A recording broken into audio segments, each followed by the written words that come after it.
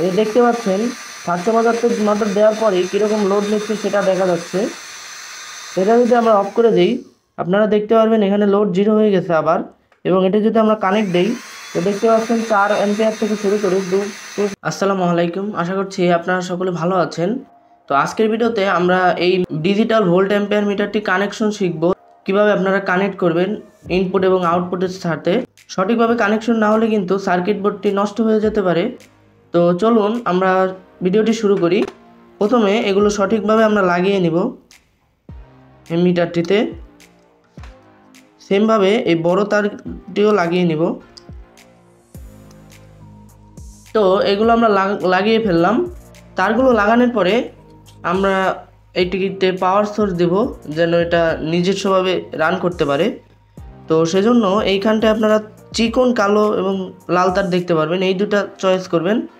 এবং এইখানটায় আপনারা 4 ভোল্ট থেকে 12 ভোল্ট পর্যন্ত ইনপুট দিতে পারেন। তো আমি এই ব্যাটারিটি নিচ্ছি এবং এটি লাগিয়ে নিচ্ছি এখানে।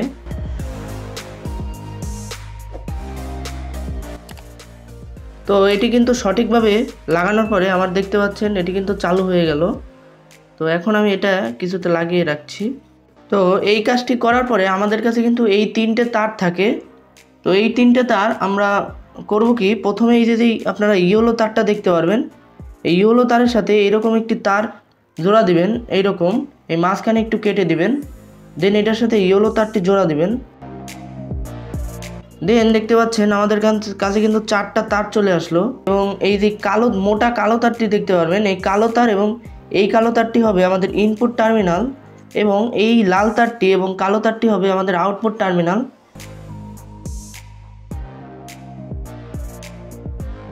চলুন এখন আমরা লোড মেপে দেখব। তো শুরুতে পাওয়ার সোর্স থেকে পাওয়ার দিচ্ছি। পাওয়ার সাপ্লাইয়ে সঠিকভাবে সংযোগ দেওয়ার পরে দেখতে পাচ্ছেন আমাদের এটা 12.3 ভোল্ট শো করছে, যেহেতু কোনো লোড নেই তাই অ্যাম্পিয়ার শো করছে না। তো এই দুটো আপনারা ভালো মতো দিলেই এরকম হবে। তো এইখানটায় আমরা দুটো তার দেখতে পারবো। তো এখানে যে লাল তারটি থাকবে এটি হবে হলো ঋণাত্মক তার, এবং যেই কালো তারটি থাকবে অর্থাৎ আমরা যেটা আলাদা করে লাগিয়ে নিয়েছি সেটা হবে ধনাত্মক প্রান্ত।